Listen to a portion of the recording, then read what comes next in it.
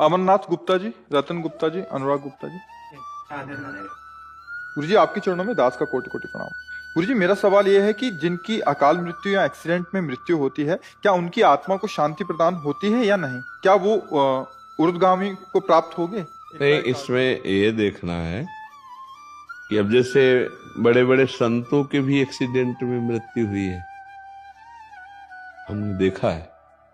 पूज्य बक्सर के मामा जी नाम के बहुत बड़े संत थे, तो जा रहे थे कथा करने, बरसाने पहले दर्शन किए श्री जी के सामने से एक ट्रक ने ऐसी तो बस राधा पधार गए। तो अब इनकी कोई आत्मा को अशांति थोड़ी है, तो भगवान के पार्षद है, भगवान में गए, समझ गए। अब जो पापाचरण कर रहा है तो शरीर छूटने के बाद उसको वैसी गति मिलेगी। खास बात मृत्यु कैसे हुई इससे मतलब नहीं है, खास बात है उसने जीवन कैसा व्यतीत किया, इससे है। जैसे पूज्यपाद श्री उड़िया बाबा जी महाराज इतने बड़े सिद्ध संत, और अंतिम दशा होती कि गड़ासा से नहीं, वो एक पागल आदमी, विकसित आदमी, कई गड़ा से ऐसे और उससे, तो अब क्या अधोगति होगी क्या? अरे वो तो जीते जी ब्रह्म पद प्राप्त महापुरुष है, समझ रहे ना। मृत्यु की घटना से किसी के परिणाम को नहीं जोड़ा जा सकता, उसके जीवन से परिणाम को जोड़ा जाता है। उसका जीवन कैसा था? मानो जैसे परीक्षित जी का सर्प काटने से मृत्यु हुई, तो उनकी दुर्गति थोड़ी हुई, तो सीधे परम पद में गए। क्यों? जीवन भगवान में था, भजन में जीवन था। अब जैसे कोई बहुत पापात्मा पाप कर्म कर रहा है, तो देखा गया कोई कष्ट नहीं, बहुत आराम से मृत्यु हो गई, बहुत आराम से मृत्यु। हमने देखा है कि कोई बीमार नहीं रहे, वैसे दिल फेल हुआ 2 मिनट में चले गए। एक आदमी पाप करता है, जुकाम नहीं होता है, खूब चौड़ी छाती करके खूब घूम रहा है। एक आदमी बड़े धर्म से भजन कर रहा है और जीवन उसका बड़ा दुख में देखा गया। अब इसी रहस्य को जान रहा है, वो पाप कर्म कर रहा है तो उसके पुण्य खर्चा हो रहे हैं, सिद्धांत है। अब जब पूर्व पाप और ये पाप जुड़ेगा तो उसकी दुर्गति हो जाएगी। अब इनका अंतिम जन्म है, तो इनके जितने पापों सब भुगता दिए जाते हैं। अंतिम परिणाम जाना जाता है जीवन की धारा से। तुम्हारी जीवन की धारा कैसी रही? अब जैसे एक आदमी है, अचानक बैठा हुआ, दीवार गिरी, मर गया, उसे आप अकाल मृत्यु कहेंगे, लेकिन अब उसने जीवन कैसा व्यतीत किया है? अगर जीवन भजन में व्यतीत किया तो भगवान को प्राप्त होगा, और जीवन गंदा व्यतीत किया है तो उसके गंदे आचरणों के कारण उसका जीवन का परिणाम। केवल मृत्यु की घटना से कोई उन्नति या उन्नति का विषय नहीं होता, उसके पूरे जीवन से तारतम्य जोड़ा जाता है।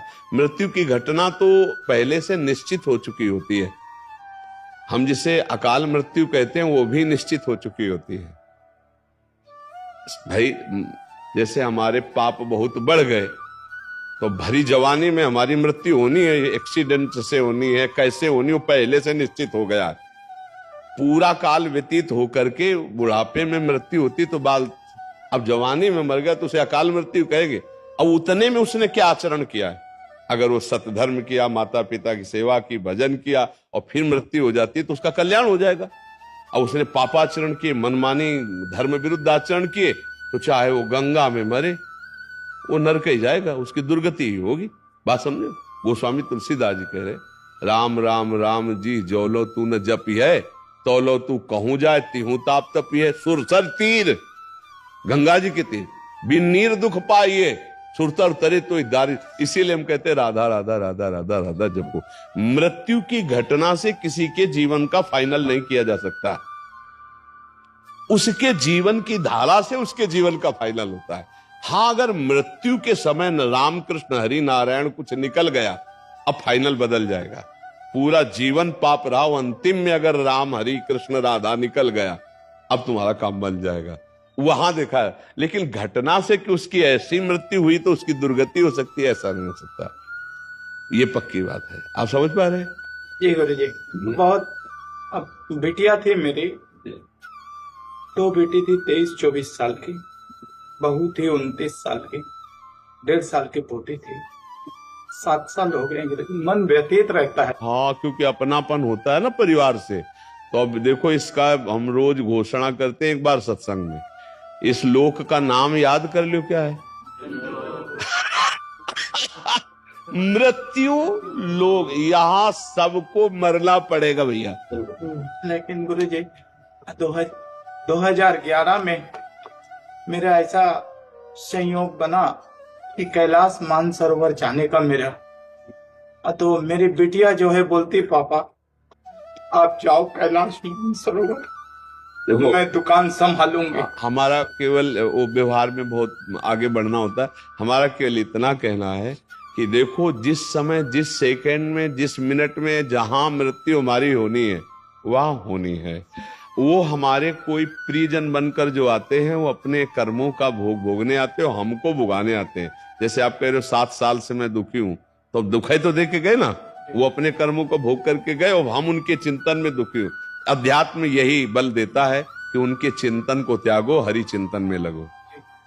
ये ठगबाजी करने के लिए माया सब चरित्र रचती, न तो कोई तुम्हारा पुत्र है न कोई तुम्हारी पुत्री, एक सच्चिदानंद भगवान ही ये नाटक कर रहे। अब अपने को संभाल लो और खूब नाम जप करो और किसी के प्रति रो मत, अब प्रभु के लिए रो, हे नाथ अब तो कृपा कर लो, ये मेरा जन्म अब आपकी प्राप्ति के लिए हो जाए। हाँ, कोई तुम्हारा नहीं। देखो हम एक तुमको कथा सुनाते हैं। एक चित्रकेतु नाम के राजा, भागवत में कथा आती है, चित्रकेतु नाम के राजा थे, उनकी बहुत सी रानियां थी और एक भी पुत्र नहीं थे, तो वो बहुत उदास रहते थे। तो देवर्षि नारद जी और अंगिरा जी, भागवत की कथा है, देवर्षि नारद जी अंगिरा जी गए, उनको समझाने ही गए थे कि तुम धर्मात्मा राजा हो, उदास मत हो पुत्र के लिए। तो उन्होंने जाकर के जब समझाने की कोशिश की तो उन्होंने कहा हमको इस समय ज्ञान नहीं, हमें पुत्र चाहिए, यदि हम पर कृपा करने आए हो तो हमें पुत्र दो। तो उनका पुत्र तो सुख तो तुम्हारे भाग्य में है नहीं, पर तुम हठ कर रहे हो तो मैं तुम्हें पुत्र देता हूं, पर हर्ष और शोक दोनों की प्राप्ति होगी। अब वो ये नहीं समझ पाए कि हर्ष और शोक दोनों की प्राप्ति होगी, पुत्र देता हूं, इस बात पर उनकी बुद्धि टिक गई। बड़ी रानी कृतद्युति नाम था, उनके पुत्र हुआ। अब तो क्या आनंद, चक्रवर्ती राजा थे, हर समय रानी के महल में जाना। तो और जितनी थी रानियां सबको जलन हुई। उन्होंने कहा बहन जब से कृतद्युति के पुत्र हुआ राजा हम लोगों की तरफ देखते ही नहीं है। तो बोले हम लोगों के मिलन में बाधक कौन है? बोले लड़का ही है। तो बोले क्या करें? बोले जहर दे दो। तो धाय माँ को अपने पक्ष में मिलाया और जहर चटवा दिया, राजकुमार मर गया। जी ही राजा के पास खबर गई कि राजकुमार मर गया। कितनी मनौती के बाद तो हुआ था। अब वो रोते बिलखते आए, बहुत पैर पकड़ करके माथा बार बार जमीन में पटकने लगे। जब कोई धर्मात्मा दुखी होता है तो उसे संत संग दे दिया जाता है।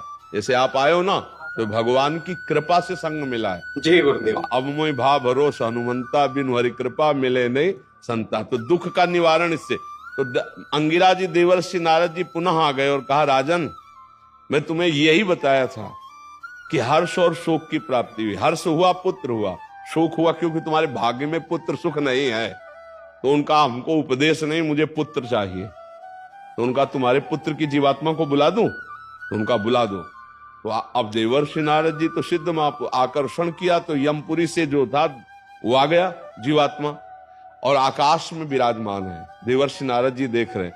कहा देखो बच्चा, तुम्हारे पिताजी कितना रो रहे हैं, तुम इस शरीर में आ जाओ, हम आदेश करते। तो उनका देवर्षि नारद जी ये केवल अपने स्वार्थ के लिए रो रहा है। ये कई बार हमारा बेटा बन चुका है, कई बार पत्नी बन चुका है। मैं किसी का बेटा नहीं हूं, मैं अपने कर्म का भोग इसके यहां भोगने आया था, मैं जा रहा हूं। जो ही सुना चित्रकेतु ने, बोले बेटा बोल रहा है हमारा? बोले तुम्हारे बेटा की जीवात्मा बोल रही। उनका मोह दूर हो गया और फिर उन्होंने भजन करके भगवान को प्राप्त किया। तो भगवान ने तुम्हें मोह दूर करने के लिए भेजा है, तुम्हारा कोई नहीं है। हाँ, भगवान ने लीला करके आए थे। अब खूब नाम जप करो, मस्त रहो, चिंता मत करो, और तुमको भी जाना है। जय गुरुदेव। ये बात जान लो कि तुमको भी जाना। तो जाने की तैयारी, जो चले गए उनके विषय में क्या खो, उनकी तो ट्रेन छूट गई, तुम्हारी न छूट जाए, इसलिए तुम पहले अपनी बेग भर लो। राधा राधा राधा राधा, कबीरा सब जग निर्धना, धनवंता नहीं कोई, धनवंता सोई जानिए जाके राम नाम धन होए। खूब नाम जमा कर ले, लोक पर लोक में बहुत आनंद रहेगा। परम धन राधा नाम आधार, राधा राधा राधा, जहां जाओगे चकाचक आनंद रहेगा। अब यही का बैंक बैलेंस किया। ये देश ऐसा है कि कपड़ा तक उतरा लिए जाते हैं, मतलब शरीर कपड़ा है ना आत्मा का, ये भी आग लगा दिया जाता है। अब केवल जीवात्मा पर कर्म को लेके जाता है। कर्म हमारे हमको बहुत दुख देंगे, देख लो। ऐसे ऐसे कर्म कियो, सब लोग बैठे हो, अगर आप ऐसे निर्णय पूछा जाए कि ऐसे कर्म करने वाले को क्या दंड मिलेगा, तो आप क्या उत्तर देंगे? खुद देख लीजिए।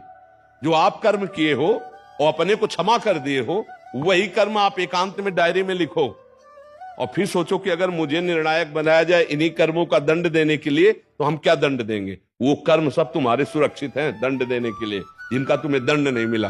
तो राधा राधा राधा राधा भगवान को पुकारो तो कह रहे हम तो हम सर्व पापेभ्यो मोक्षयिष्यामि मा शुचा, मैं तुम्हें समस्त पापों से मुक्त कर दूंगा। तो अभी समय है, अभी राधा राधा राधा राधा कृष्ण कृष्ण हरि हरि, अभी अपना कल्याण कर लो, रो पीटो मत।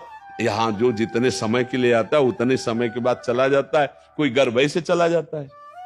एक आए थे परिवार के, उनका 6 वर्ष का अकेला लड़का, 6 वर्ष का लड़का हमारा मार दिया भगवान ने। हम कहा भाई अगर हमारी बात समझ में आवे तो भगवान ने नहीं मारा, वो जीव अपने कर्म से केवल 6 वर्ष के लिए भारत भूमि में मनुष्य रूप में आया, अब वो चला गया। तो आपका भी कर्म है कि अब आप दुख भोग रहे हो उसके वियोग में। नाम जप करो, भगवान को कोसो मत। जो जितने मिनट के लिए आया उतने मिनट ही रहेगा। अगर रोकने की बात होती तो भगवान जी दशरथ जी को मरने नहीं देते। हुआ ना दशरथ जी का मरण, जटायु भगवान के हाथ में ही शरीर छोड़ रहा है कि नहीं छोड़ रहा है? इसे हमारी बात है समझो। सुनो भरत भावी प्रबल बिलख कहो मुनिनाथ, हानि लाभ जीवन मरण जस अपजस विद्या। खूब राधा राधा जपो, मस्त रहो और तैयारी करो चलने की। ये रहने वाला देश नहीं है, हर चीज यहाँ की छुड़ा ली जाएगी। दुनिया में लाखों का मेला जुड़ा, हंसा जब जब उड़ा तो इसलिए देखो समझ जाओ तो फिर रोना क्या, और जब जाग गए तो सोना क्या। अगर ज्ञान में जग गए तो फिर मोह में क्या सोना, अगर समझ गए तो फिर क्या रोला। एक बार मरना है, सबको मरना है, मरने की तैयारी कर लो। जो पहले से तैयार न थे पछता पछता कर चले गए, जाना पड़ेगा। इसलिए राधा राधा राधा, कब जाना कुछ पता नहीं। पीछे तलवार लिए खड़ी मृत्यु, कब गला काट दे, किस रूप में काट दे कुछ पता नहीं है। कुछ पता ले, कुछ पता ले। नाच रहे हैं और नाचते नाचते ऐसे हुए और गिरे मर गए। फिल्मी गाना चल रहा है और नाच रहे और मर गए।